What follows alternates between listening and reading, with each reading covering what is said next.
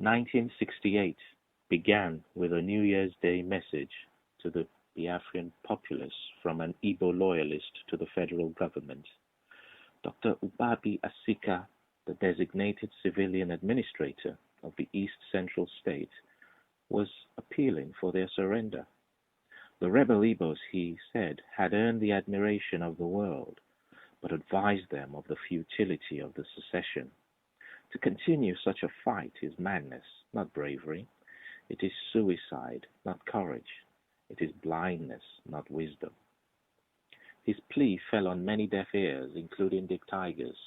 A few weeks earlier, at an army camp in Aba, he stood proudly in an olive-green uniform, complete with lieutenant's pips and rising sun shoulder patch, as he repledged his allegiance to the Biafran cause at the ceremony in which he received a direct commission into the morale corps of the Biafran Armed Forces. He said later that it was the duty of every able-bodied person to do something for the fatherland. As Lieutenant Ihetu, he toured a range of military induction centers established at various urban and rural sites, where he devised fitness programs. Troop training, physical exercises, the obstacle course, and running with the recruits, he would tell a reporter. The threat of strafing attacks on congregated troops meant that he did not stage any boxing demonstrations. He divided his time between his military duties and attending to what remained of his businesses. On Sundays, he attended Mass with Abigail at the St. Michael's Anglican Church. He moved his children to Amibo, where he reasoned they would be safer from the bombing campaigns of the Federal Air Force. Like other Biafran children, the older ones became adept at taking cover when they heard the distinctive noises of approaching Ilyushins and Delphin jets. Tiger worried often about the fighter craft. Whereas the bombs appeared to fall slowly from the skies, the rapid fire coming from the jets were impossible to avoid. He worried also about the unraveling of the early successes of the Biafran military.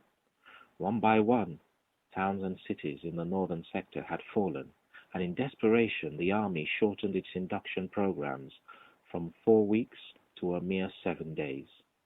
They had not called him to the war front, but he expressed a willingness to do so if asked. But even away from the front, he felt the terror of war.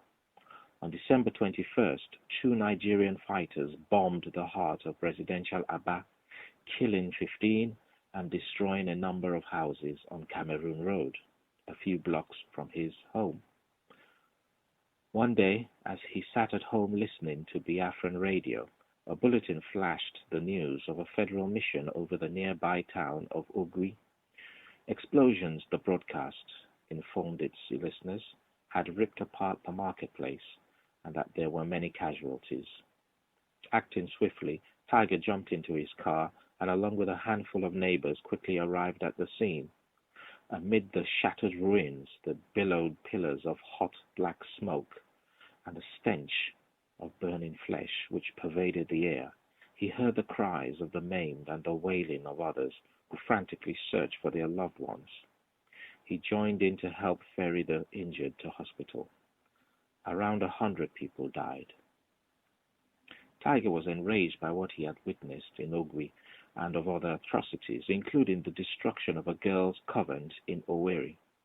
It was impossible for him to anesthetize himself from what he perceived to be the moral consequences of the slaughter of his people, and his attitude towards federal Nigeria hardened. The Biafran authorities were not averse to exploiting these deep-rooted feelings and would encourage him, in spite of his natural reticence, to play a more vocal role in their propaganda efforts. Such an opportunity arrived at the end of January. The Biafran government had engaged the services of a public relations veteran with connections to Hollywood to organize a visit for a contingent of North American and European journalists, the perfect platform from which to state forthrightly his position on the conflict. He journeyed to Port Harcourt, its defenses bolstered in protection against the federal battalion encamped 25 miles down the meandering creeks at Bonny Island. He was attired in his combat fatigues when he gave interviews to the New York Times, Time, and Newsweek. He spoke plainly and passionately about the bombing raids, the confiscation of his property, and the irony of being a patriot come rebel. Observing that there does not seem to be a single Igbo man, woman, or child who is prepared to give up the fight, Times John Barnes described Tiger's resolve as being typical of the Igbo spirit. When Barnes asked him if he feared a call-up to the front, he responded, clenched fist, beating a steady pattern on his palm. "I'm never afraid in the ring. Why should I be afraid to fight Nigerians to defend my own country?" "I don't know what they want," he continued, affecting exasperation at the motives of the federal side. "We all came back from the north after the pogroms because they wouldn't have us, and now they are fighting us in our homeland." Melancholic reflection replaced defiance when he spoke to the New York Times. "I know that this is a forgotten war as far as the world is concerned," he lamented to Lloyd Garrison. "Nobody really cares about Africa. Nobody in America understands."